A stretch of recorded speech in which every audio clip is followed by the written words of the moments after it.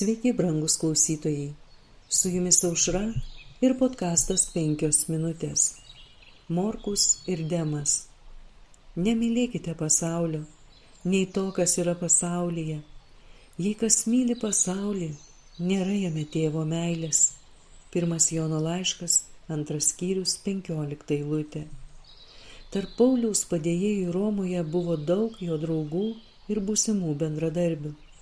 Lukas, mylimas gydytojas, vis dar buvo su juo.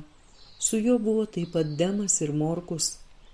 Lyginant su ankstesniu Morkaus gyvenimu, dabar jo krikščioniškas patyrimas subrendo.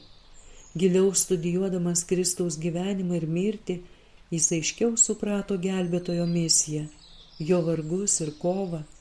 Iš gelbėtojo kojų ir rankų randuose, skaitydamas apie jo tarnavimą žmonijai ir pasiaukojimą gelbstint žūstančius ir puolusius, Morkus užsidegė norų sekti mokytoją pasiaukojimo keliu.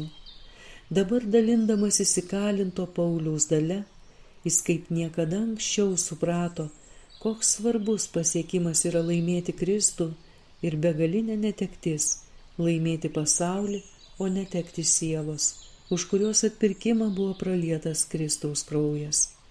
Susidurdamas su rimtais išbandymais ir pasipriešinimu, Morkus nesvyravo ir išliko išmintingu ir mylimo apaštalo padėjėju.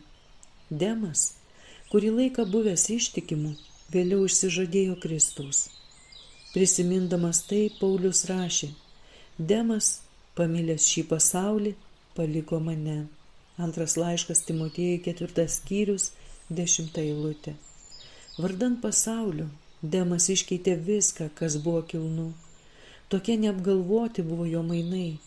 Pasiimdamas tik pasaulio turtus ir garbę, Demas faktiškai liko vargšas, kad ir kiek turtų jis galėjo vadinti savo nuosavybę. Tačiau Morkus, pasirinkdamas kentėti dėl Kristaus, kartu su Dievo sūnumi, tapo dangaus turtų paveldėtoju. Brangus klausytojai, jei leistume savo protams daugiau mąstyti apie Kristų ir dangišką pasaulį, tai rastume galingą stimulą ir paramą, kovojant viešpaties kovas. Mąstant apie geresnės žemes, greitai tapsiančias mūsų namais, išdidumas ir meilė pasauliui netektų savo galios mums. Šalia Kristaus bet koks žemiškas patrauklumas netektų savo vertės. Su jumis buvo podkastas 5 minutės ir Aušra.